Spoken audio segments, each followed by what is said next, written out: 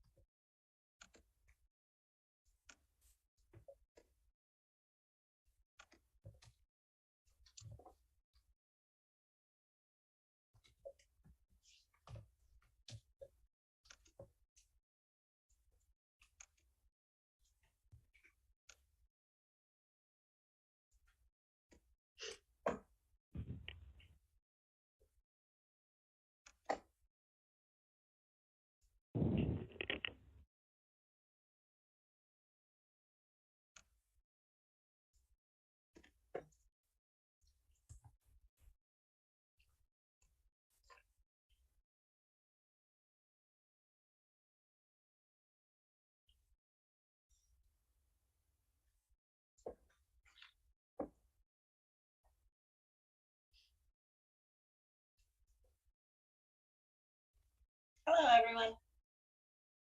Hi. Hello.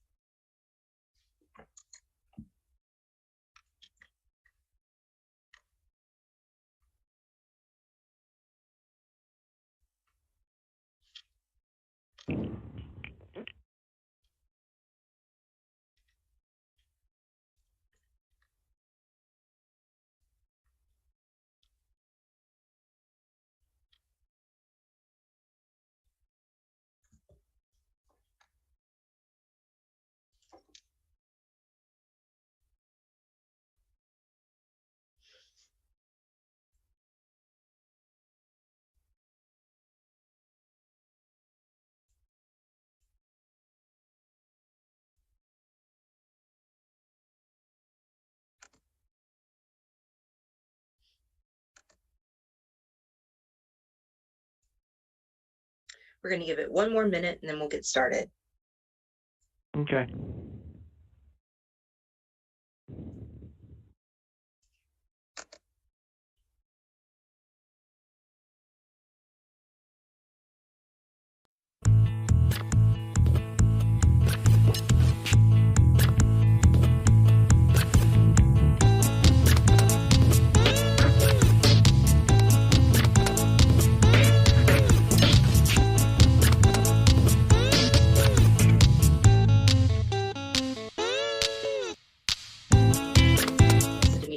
I'm the Interim Executive Director of ARCH.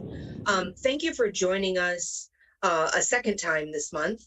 We moved our April joint meeting with the Acadiana Housing Alliance over a couple weeks into the early part of May, so it gave us 2 meetings. And I know that we're headed into a holiday weekend, and I know that those of you who are going to be able to take off some time are looking forward to that. We're really looking forward today to concluding our deep dive into adjudicated properties. Before we get started, just a reminder to please mute yourself when you aren't speaking. There'll be plenty of time at the end. Introduce yourself if you haven't dropped your name in the chat and you're able to. Please do so and include your organization or company affiliation if applicable. We're going to have time, like I said, for Q&A and open conversation at the end, and there'll be opportunity to take yourself off mute. You can also drop those questions in the chat. And then a reminder that this is being recorded, and thank you as always to AOC Community Media for always making sure that our meetings are accessible to everyone. And if you'd like to access this meeting later, you can do so on YouTube. I'm going to be dropping the first 2 parts of the conversation in the chat in just a minute.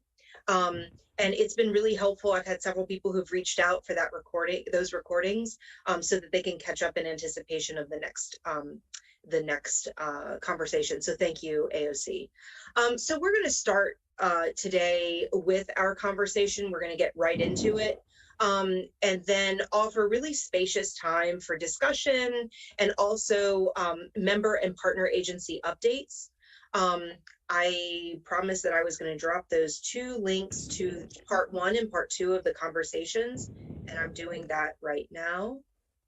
Copy. So if you would like to refer to them, or send them out to your staff or to your membership, please do so. They've been so interesting and informative. So today we have the pleasure again of having Kirk Trahan from Lafayette Consolidated Government and Dr. Chris Williams from Sanchodo. We're going to pick back up where we left off earlier this month. But first, if you guys don't mind, could you reintroduce yourself and share with us your connection to the adjudication process? Kirk, can you start? Sure. My name's Kirk Trahan. I'm with Consolidated Government. I'm a Planner 2. I was given the opportunity, about 3 years ago, to go ahead and assume the duty of the program administrator of the adjudicated property disposition process. It's been a challenging but different 3 or 4 years since we've been doing it. I bet. Thank you. Chris. Yes, good afternoon, everyone. My name is Chris Williams. I'm with Sanchodo, and we are a small nonprofit that operates in the 8-parish region in Southwest Louisiana, which deals with adjudicated properties and housing needs for people who have been marginalized and may be considered others. Thank you. So, we left off discussing the quality of our disposition process and ways that each of you all saw that process could be improved. And so I want to kind of pick it up. And I think, Chris, this might be a great question for you first. Do you know of education opportunities for property owners regarding the redemption process? Regarding getting adjudicated properties? Yes.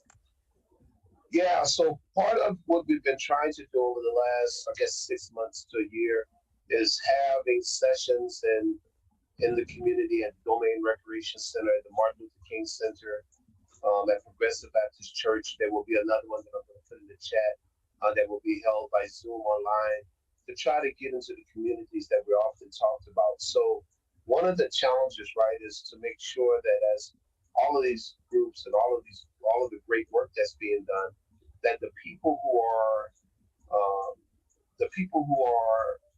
in the middle of these properties have ownership of the process.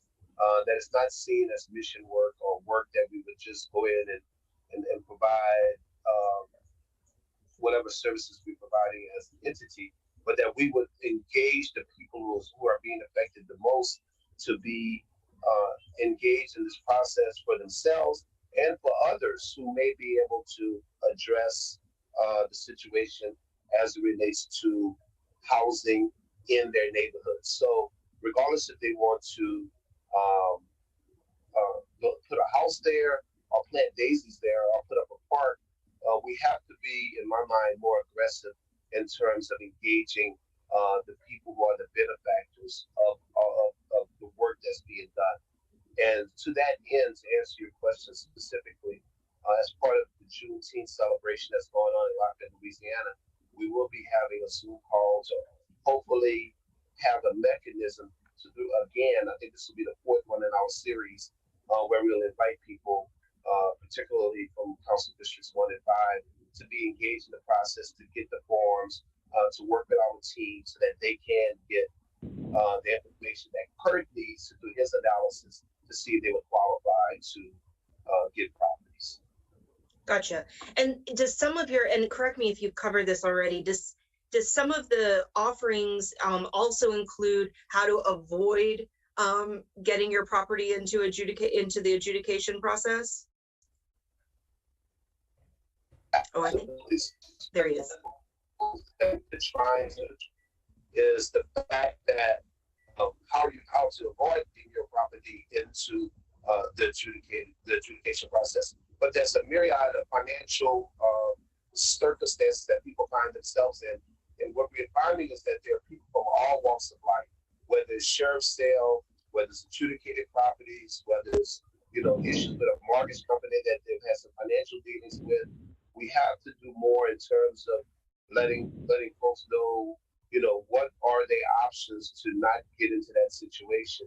And what we're finding is that people are often embarrassed, or they don't engage with anyone, or they don't know where to go to try to get some counseling and some help to avoid getting into one of those unfortunate situations. Yeah, I will say that from our work standpoint as well, that's what we see. We see embarrassment and we see fear. Embarrassment not only to come and talk with us or to reach out to other resources, but also sometimes embarrassment within the family, like they haven't done what they were supposed to do and they don't know how to tell the rest of the family. So so thank you so much for offering that. Kirk, you want to jump in and talk about some education opportunities? We haven't been as aggressive as we need to be. We early on we did a kind of a workshop, but that really was more along the lines of people that were developers, attorneys, and that was early on in the process. Like Chris said, we went ahead and Chris invited us to St. Anthony's and Progressive in the last couple of months, where we've gone in, we've spoke to folks. As a matter of fact, just last week, 2 weeks ago, Leadership Lafayette's class came into City Hall, and we went ahead and made a presentation to them. More often than not, basically what happens is we get drop-ins during the course of the day, phone calls, and I'll sit down more along the line in a one-on-one situation with folks. Like I said, if you can find your way through City Hall, LCG Hall, and you can find your way to my office, I'll sit down with you, and I'm spending 30, 45 minutes, an hour with folks, going over the process with them, letting them know the pitfalls that the hurdles that they're going to have to jump through in the process. So, I'm available. Chris, I'm a phone call away. Whenever y'all want to go ahead and put something on, like I said, we're there. We're there. And I want to attest to that. I sent a friend over to Kirk a couple of weeks ago, and she circled back with me to tell me that he just spent so much time with her and was able to really give her the answers that she needed to move forward. So, I had a question that came to mind after listening to you all in the last session. How do adjoining property owners learn about their opportunities to acquire adjudicated properties? Do they just have to know that that's an option, or are they approached as part of the process? Up until this point, really has been more word of mouth. But one person in the neighborhood finds out about it, and then somebody else finds out about it in the neighborhood.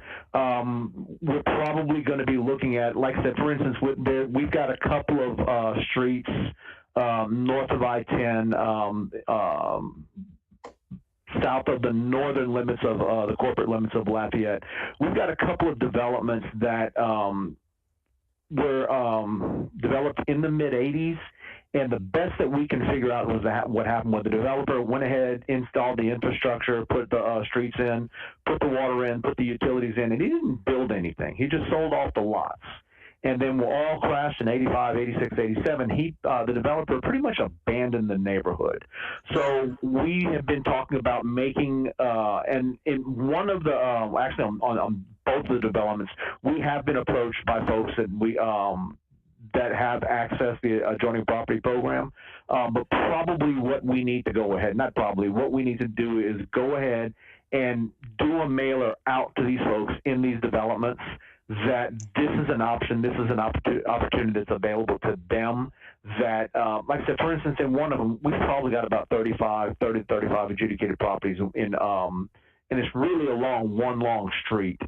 And we just really need to make a better effort to reach out to them and say, look, these are the two things that you need to go ahead and satisfy to apply for one of these properties if you want a larger lot size. And, you know, again, the same, along the same lines, you know, if we've got clusters inside of neighborhoods, probably go ahead and do a targeted mail out where we're identifying those folks that have the opportunity to go ahead and access an adjoining property. That, again, this is definitely something that is within their ability to go ahead and do.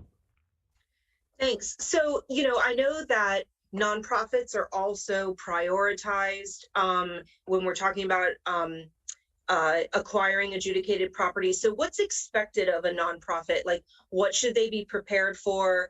How do they need to assess themselves to see if they're ready to take on that sort of responsibility? Again, any applicant that comes in, we're going to go ahead and we started running traps for folks.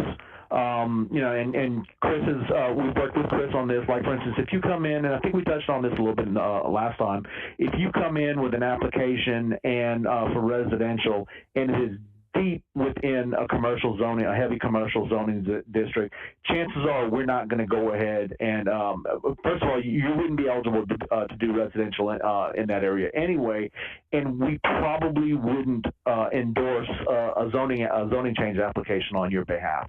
Other instances where if you're encroaching on a residential area, but you're, you know, mixed commercial, you know, we might go ahead and look into that. But we go ahead and we run some traps initially. Look, it's possible for you to go ahead and do residential, but you're going to need to make an application for a zoning change, which is going to be on you. Or if you want to go ahead and add an accessory building to your house, you're probably going to need to go ahead and do a lot line adjustment again, which is something that you're going to need to pay for. So those are all things that we advise them that they're going to be looking at. Other than that, everybody, whether it's a donation or a sale of either type, the heavy lift that you're going to be looking at is accessing somebody to help you with the notice work that is necessary to establish, as per state law, that's going to allow us to go ahead and transfer the property to you. We highly recommend that you hire an attorney to help you with the process. They're going to be doing an abstracting on the property for you. You have to do as thorough a job as possible to identify anybody and everybody that could have claim to the property. Make contact, attempt to make contact with those folks to let them know that the property is going through this process and they stand to lose it. So, like I said, that is going to be the biggest, heaviest lift that anybody that applies for an adjudicated property is going to be looking at.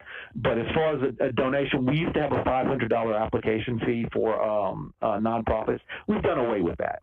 So, you know, aside from checking a different box on what the process is and the fact that a donation requires me to write an ordinance as opposed to a resolution for one of the sales, really isn't that much of a difference between the two, and they're going to have to provide us documentation of their nonprofit status. So they're really looking at the same roles that anybody else has to play. Okay. Thank you for that.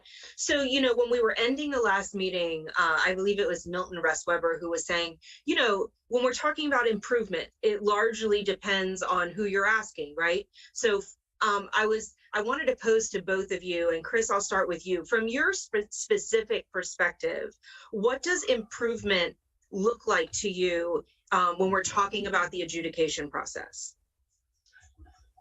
So I think that from my perspective and being a lifelong resident of the north side of Lafayette, where the majority of these properties are, right now, what we have is adjudicated properties that for the most part have added to the blight, right? It's added to just pockets, as Kurt mentioned earlier, where we have clusters of these properties that the city is having to maintain. You know, it took a long time for all of the parties involved to come up with a public policy that would be amenable to everyone in terms of the current ordinance that we have now to deal with the disposition of the property. Doesn't mean that we can't tweak it in some ways and do some things maybe to fast track some issues.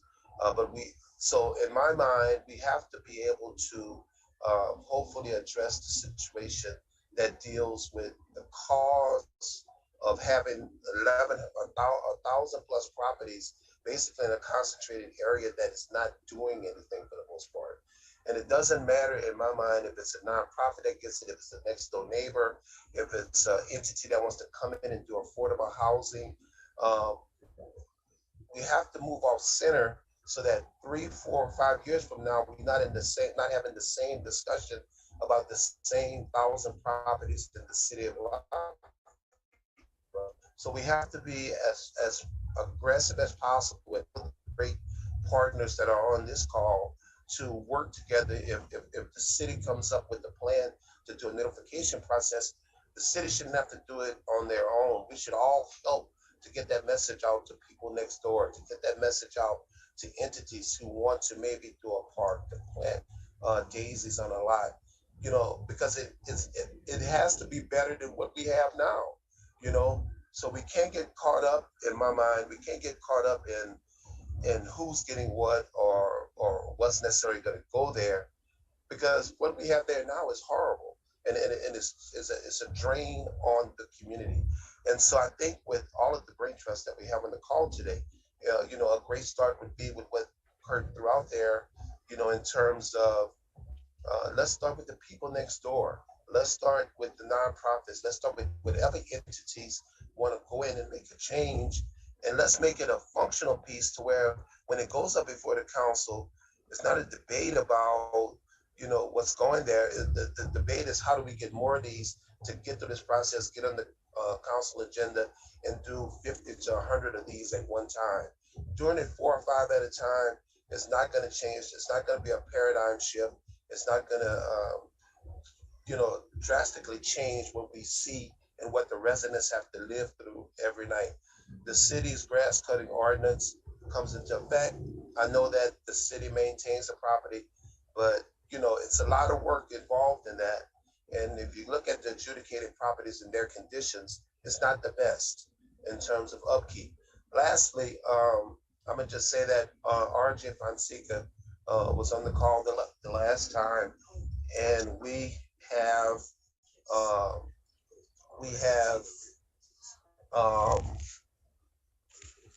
worked with RJ for the last, 2 years around the area and dealing with these types of properties. So whether it's RJ Fonseca or some other entity, it just helped to streamline the process for us, right? It helped, and I would concur with, just get an attorney involved, and that way we can expedite the disposition of these properties. Thank you for that. And I've got a follow up, but then I'm going to kick it back to Kirk. So Chris, I went, I guess last year, Sanchodo hosted an event around gentrification. And so I'm curious from your perspective, how can we avoid gentrification during this process? What do we need to prioritize or keep top of mind as we're talking about these concentrated areas on the north side?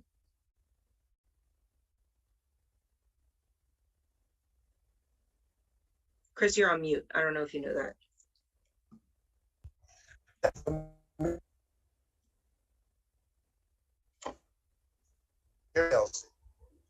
There you are. Are you there? Okay. Yeah, can you hear me? Oh, yeah, I can hear you. Yep. Did you hear the question about gentrification? Yeah, so I think the first thing is that we have to,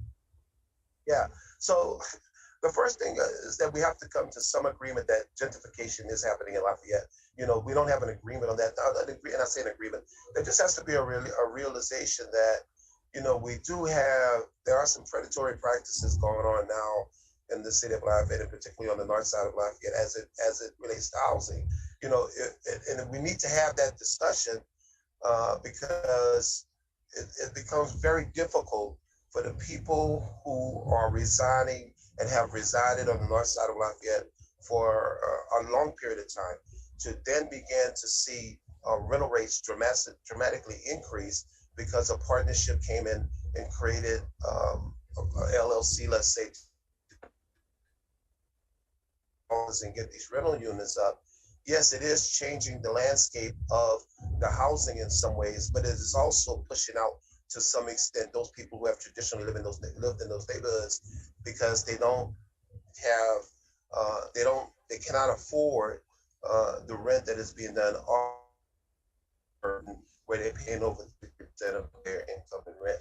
And so I'm not sure that as a community, we have come to grips to recognize the fact that gentrification is happening in the areas that we're talking about, and how do we intertwine the policy to not only stop gentrification, but offer a solution through all of the partners that we have on the call today to begin to drastically change the housing stock in the districts that we're talking about on the north side of Lafayette.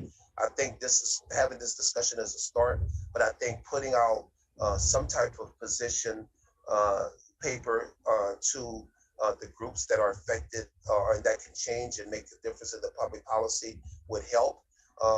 It's not an easy discussion to have, but I think that if we can have it as a community, the people that need us most, the people who are living in just not the best of situations, 3, 4, 5 years from now, can see a change in their community because all of us came together to make a substantive change in a relatively short period of time. Thank you for that. And Kirk, I mean, nobody can argue that you're a powerhouse. From your perspective, what would improvement in the process look like? What would you love to see? I think Chris touched on it early on. Getting out in front of the problem before it happens. I don't know if I mentioned it last time, but I know the sheriff's department, when we get into that tax delinquent part of the time of the year after the January 1st, when they start sending letters out to folks advising them that they're tax delinquent, after they sent their letters out, the sheriff's department actually has her office, they get on the phone and they call these folks up to try and get them to grasp the gravity of the situation. And it's not just necessarily adjudication.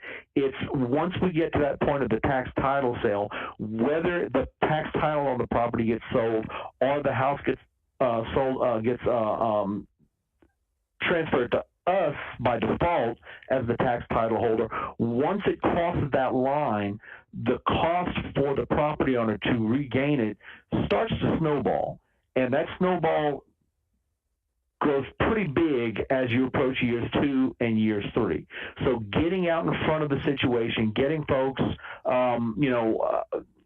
possibility of having a component of our first-time home buyers program, and I don't want to commit shame to something, but the possibility of having a component of our first-time home buyers program where estate training, a couple of hours of estate training is provided. Having those folks, recognize within not letting us get to tax title sale to where they have to go ahead and pay exorbitant fees to get their properties back. Getting inside the window before the problem starts to become too unwieldy. Last thing, we don't want properties ending up on Kirk Trahall's desk. That's what we don't want. Yeah. I'll be honest with you. I researched, and again, maybe I mentioned it last time, I researched a property, found property description from 1940s. And the fact, and it was from a mortgage, and the fact that a black man in the Deep South was able to get a loan on a house in the 40s is just an incredible thought when you consider the Deep South in the 1940s. That gentleman's legacy in 2022 is that his lot, which no longer has the house that he raised his kids in, crossed my desk. Yeah.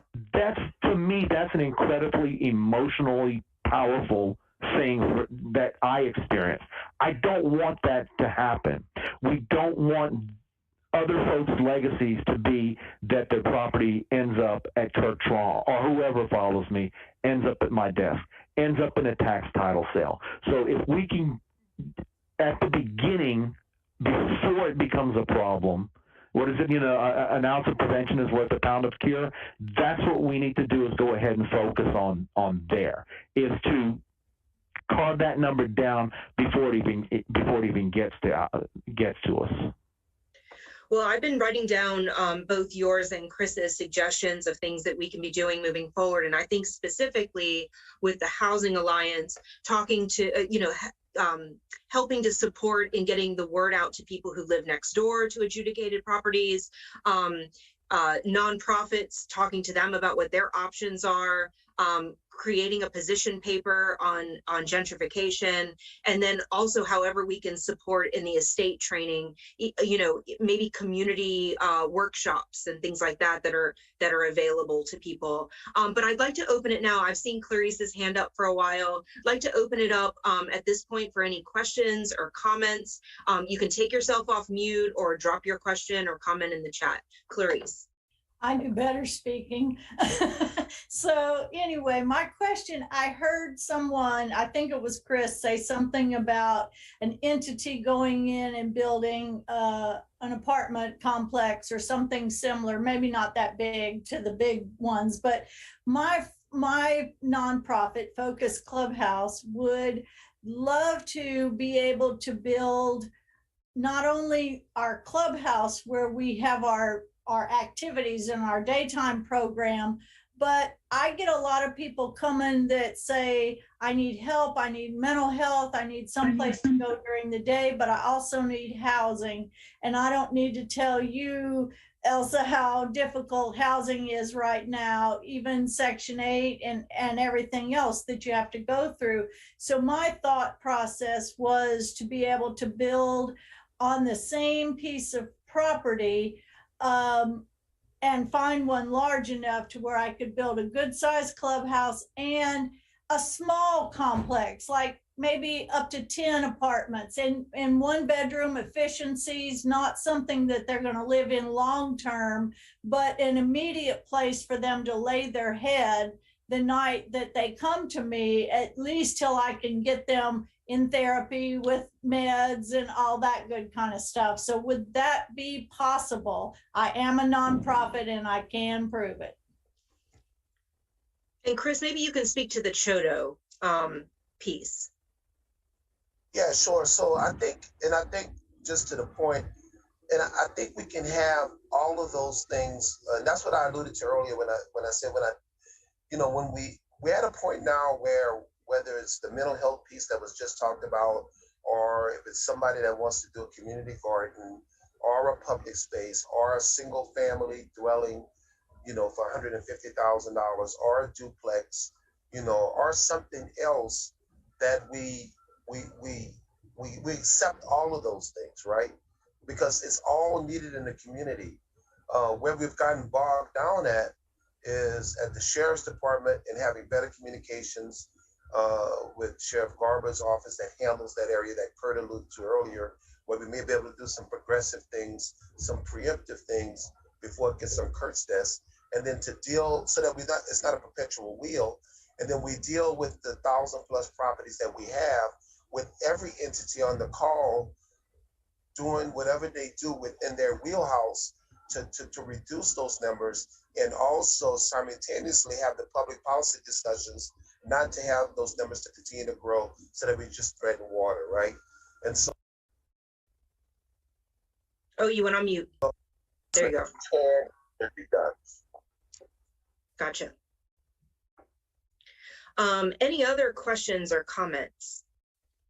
To Clarice's point, we've spoken and we've discussed some properties. I think in that instance, again, this goes back to the issue of us sitting down with potential applicants. Just making sure us running that trap. Do we not have enough room for her to go ahead and fulfill those dreams, making sure that the zoning is appropriate for what she wants to go ahead and do. I am learning the zoning. I am learning the LDC as we go along.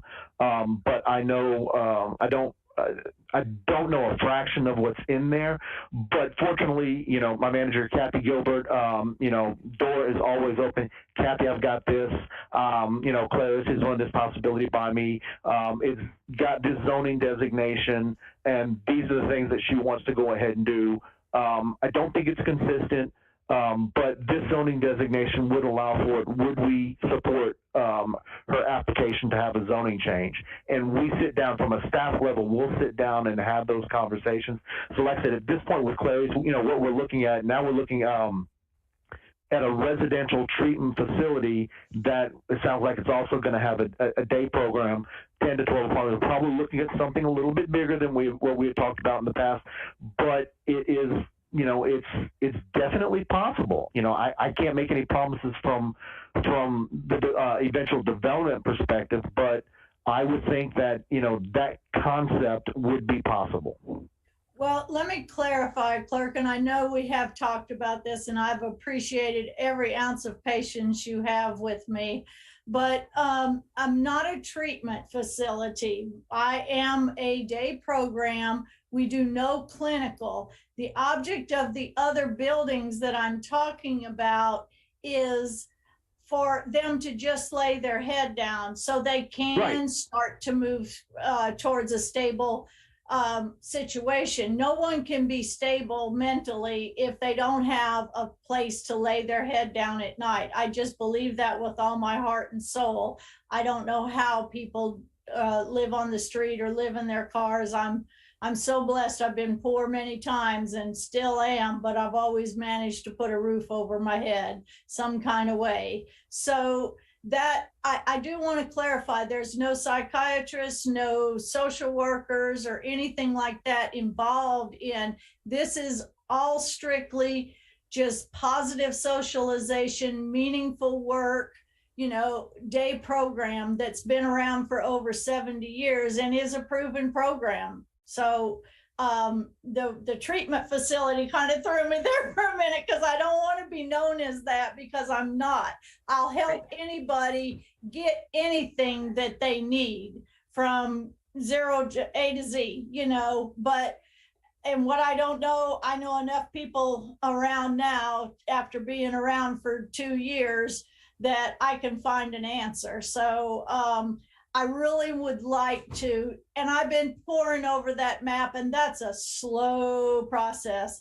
And I don't have any objections at all to being on the north side. In fact, I looked at a house, wanted to buy on the north side, and it was already sold. Would have been perfect for our day program at least. Well, and in your defense, Clarice, in your defense, looking back over my notes, you do specifically say a day program. So I apologize for taking liberties as to your classification. thank you, No Kurt. worries, no worries. You're a busy man. Carlos, I see your hand up. Hi, Elsa, and to everybody on the call. Exciting topic.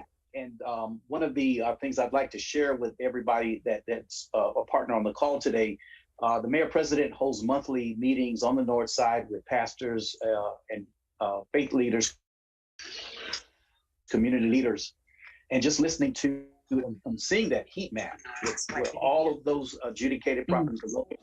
I could see when you were talking about town halls, Elsa, and what are ways that we could reach residents. One of those is church networks. Many of them are next door or down the street from or around the corner to a property that's blighted or adjudicated. And I think they could be part of the massive education campaign of Adopt a Block. We could get faith-based, community-based nonprofits, our coteries. I see Tina on the call. Those areas that have active coteries, I live in a neighborhood that does not have a coterie in Wine Alley, right behind Walmart. But talking with Alex Lazard, we're looking at trying to motivate and activate neighborhoods that don't have coteries. So, but we have trusted faith-based organizations and community-based organizations that could almost draw a circle, a 3-block radius, 2-block radius, to say how many, if we take those big District 1, District 5 maps and say, let's take some bite-sized pieces, and what Dr. Williams was talking about, how do we begin just in your area to begin to notify those residents that are adjacent to a property that's being adjudicated? Yep. Or are you interested in acquiring that? So I would love to have you or some other stakeholders come to one of our monthly meetings to talk with some faith leaders, community leaders, so we can start eating the elephant one bite at a time, and people just take charge of a small geographic area until we have those 1,000 properties covered. So that's one thing I'd like to add to the discussion. Maybe that heat map, we could chop it down into bite-sized. Thanks, Carlos. And I'll say that we have really great representation of coteries at Arch and Acadiana Housing Alliance meetings, but I think you're right, like closing the gap and impressing upon faith-based leaders that they have a role to play in housing. And how do we close that gap so that there's better communication? So I am going to take you up on that and lean on you for that connection. Thanks. I want to give enough time, we will always have enough time. We will always be able to come back and revisit. And I want to assure you of that, but I want to make sure that we have time for some updates. I'm going to start with Arch. As you all know, we're beginning to sunset our 2-year ESG CV program that's allowed us to house thousands of people in emergency shelter and then move the majority of them into permanent housing. This project is going to end in August. In August. And you know that Arch has seen tremendous growth in the past 2 years as a result of that program. But this is where I'm going to preemptively ask for your help. So as we've expanded rapidly and we've moved into direct services to some extent, you know, many people are associating Arch with Project Keystone, which was that one specific project that we did for 2 years, right? And so that's coming to a close at the end of the summer. Like I said, it's been the most publicly visible program to date, and we're going to need help amplifying our message that although Project Keystone is ending, you know, Arch has been around for over 20 years. We're here to stay. We're excited about the future, and we're looking to a long, healthy future and what's to come. So I just say that because I have heard people say things where they're equating the program ending with Arch, but again, Arch has been around since the mid-90s, and we look forward to a long, long, healthy future.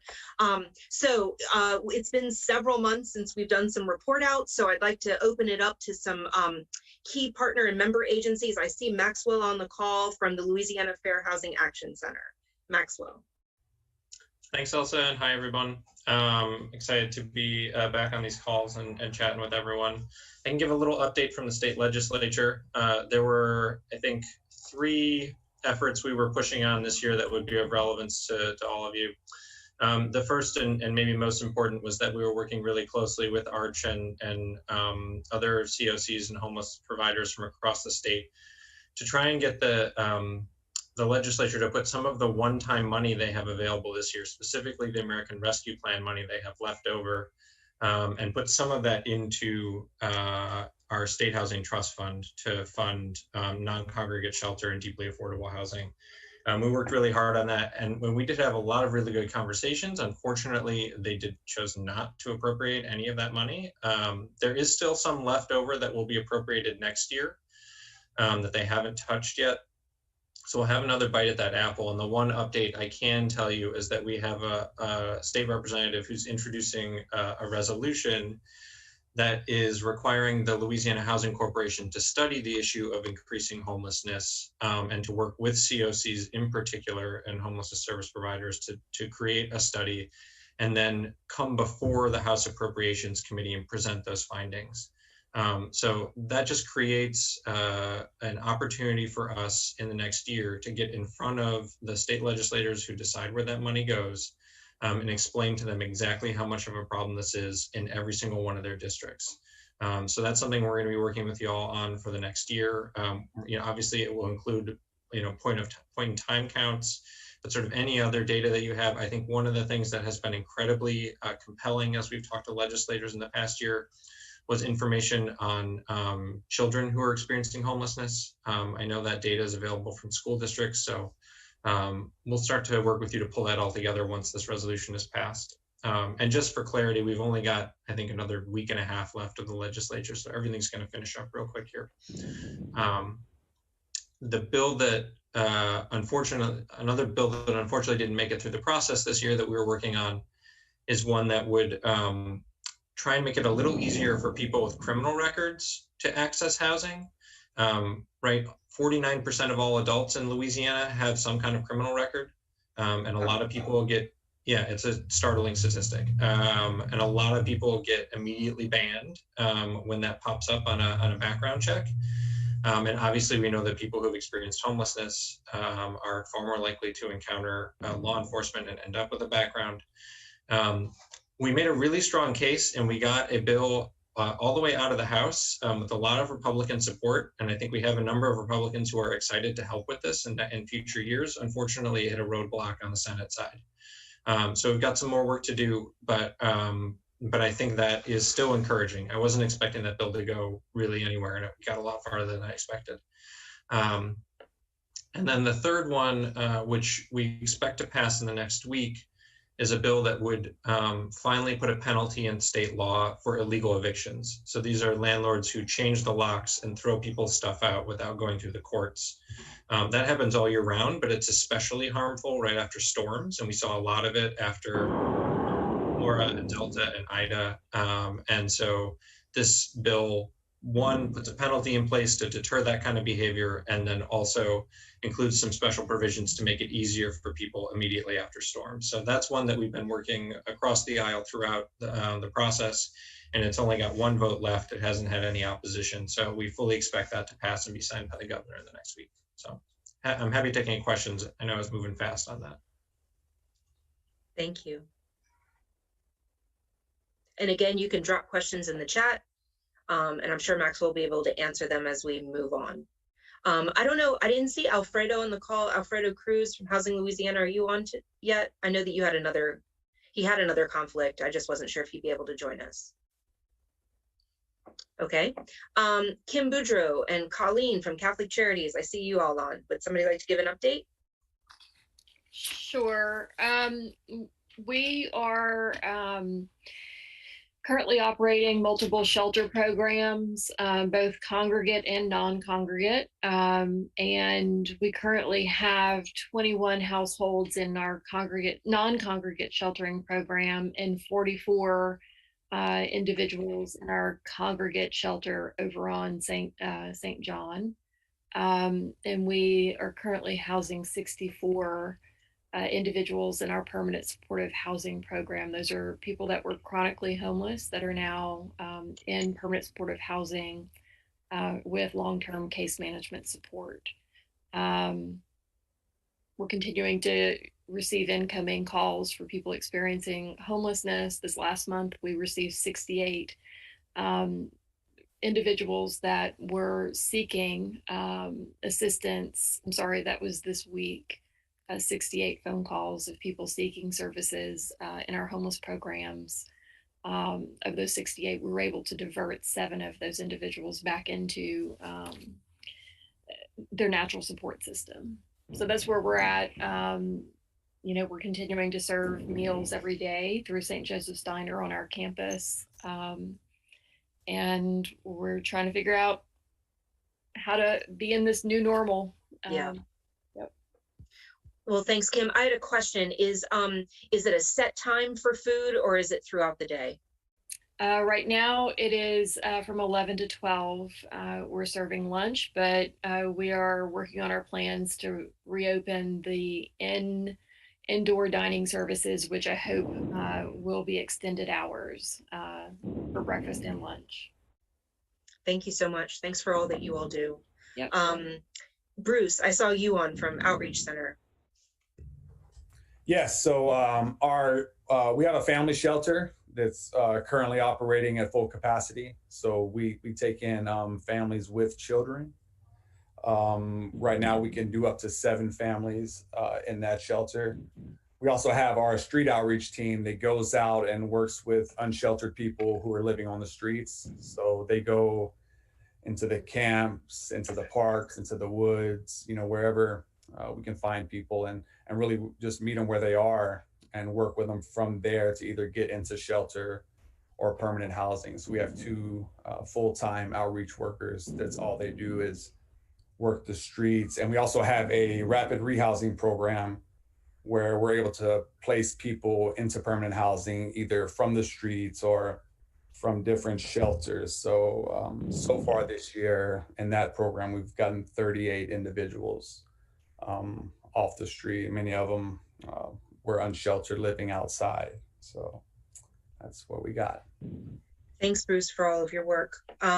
Carrie Stutz, I saw you on from Assist Agency. Thanks, Elsa. Hi, everyone. Our assist shelter here, they've gone from 3 to capacity of 6 now. Right now we have 5, so there is 1 vacancy. But that was as of yesterday. Not sure what's going on today.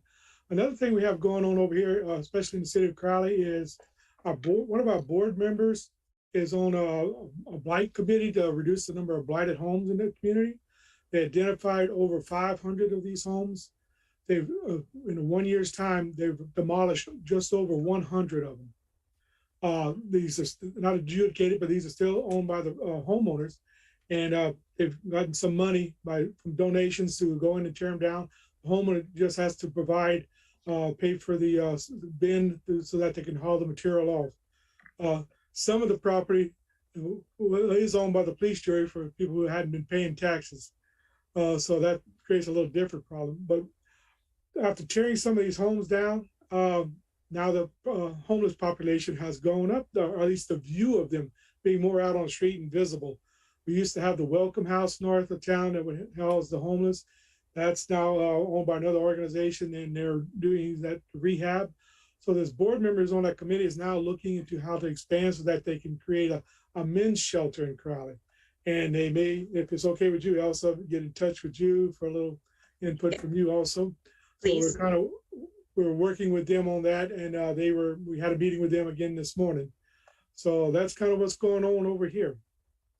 Thank you. Sarah Gilcrease from Faith House. Hey, so at the Faith House, we currently have an emergency shelter that houses victims of domestic violence that are in immediate danger. We have room for 8 families, 6 single adults. We also are operating our permanent supportive housing program. We have 12 units in that program. We have transitional housing. We have a building that has 6 apartments, 5 family apartments, 1 single. And that's an 18-month program. And then we have our rapid rehousing program. There's no set number of units for that. And then we also have non-residential services. It's called our Family Justice Center of Acadiana. That's where our mobile advocates are housed. So they are able to respond to homeless service providers, hospitals, law enforcement, community organizations for responding to victims of domestic violence who are trying to flee or are currently experiencing homelessness. And then currently we are in the works of expanding our sheltering in the central Louisiana area. In Avoyles Parish, we're working and acquiring a new shelter in that area. So that's about what we've got going on. Thank you. Alton, Acadiana Cares. Good afternoon. I'm Alton with Acadiana Cares. For those who don't know, we focus on helping the vulnerable populations with a focus on homelessness, HIV, positive individuals, substance abuse, and acquiring proper medical care. Right now for our housing programs, our permanent supportive housing programs, the Home Again 2, who is specific to those who are HIV positive, we're currently full with 33 residents at scattered site and residential facility on site. Our Home Again 4 for those who are homeless and disabled, I think we're almost full, so probably around 52 residents throughout the area. Our treatment program for primary and secondary care. There are some openings for those who may be looking for assistance of working on substance abuse. The medical clinic is always looking for to provide proper medical services. So that includes primary care and HIV care. Also, those who need testing for STIs, we're also available for that. And we're currently working on some renovations at the facility. So in the near future, we can provide a detox and a 28-day residential facility on site and a different option for people in Lafayette. Thank you. Stephen, I see you on from Iberia Homeless Shelter. Hey, everybody. How y'all doing?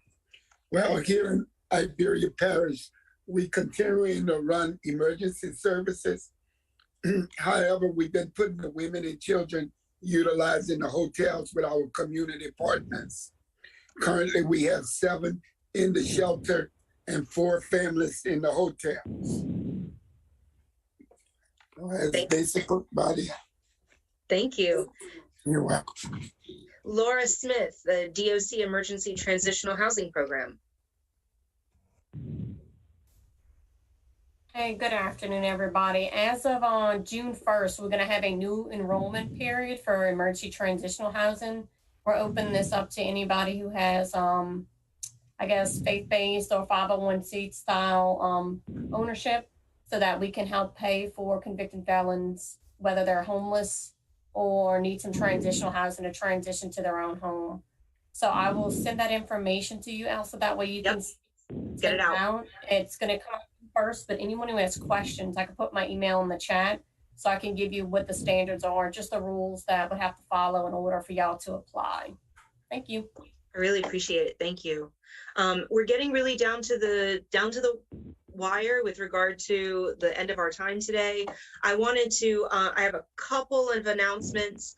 Acadiana VOAD is having its annual meeting a week from Friday. That's at 8:30 in the morning at Bayou Church. And that's Acadiana VOAD stands for Voluntary Organizations Active in Disaster. If you would like to attend, I just dropped the form in the chat that you need to RSVP. It is in person. Secondly, the Acadiana Housing Alliance joint meeting in June is, as always, the 4th Thursday of the month, which will be June 23rd at noon. We're going to start an exploration as a natural extension of the adjudication process. We're going to move into exploring redevelopment authorities, what the potential of active redevelopment authorities are, what's happening in other communities, and we're really looking forward to that. Also, please keep an eye out for more information regarding a Reckoning with Recovery workshop that's being hosted by the Current. It's going to be a workshop to explore accessing information, sharing stories, and building collective power during recovery. And I put that in quotes because it feels like we're in a constant state of recovery. And so part of the workshop will be an exploration of what does even recovery mean at this point. There's going to be a registration link. We'll make sure that you get it. The workshop's going to be held in Lake Charles. There's going to be 2 workshops, one in Lake Charles, one in Lafayette. The one in Lake Charles will be June 28th and in Lafayette on June 30th. And then, as always, in fact, let me just go ahead. In case you're a visual learner, I'm going to go ahead and put that up on the screen, those dates. And again, I dropped the RSVP in the chat for the Acadiana VOAD meeting. And I just wanted to thank all of our speakers today, Kirk Trahan and Chris Williams, who also joined us in the last 2 meetings. The last meeting we were joined with, by Melinda Taylor and RJ Fonseca. And then from our first meeting that focused on adjudicated properties and gave us the foundational information that we needed to build upon Christian Mader with the Current. And thank you to all of the member agencies and partner agencies that gave us updates today. I hope you have a really great holiday weekend. Please don't hesitate to reach out to me if you have any questions, suggestions, or you want to connect more. Have a great, safe holiday weekend, and I will see you soon. Bye-bye.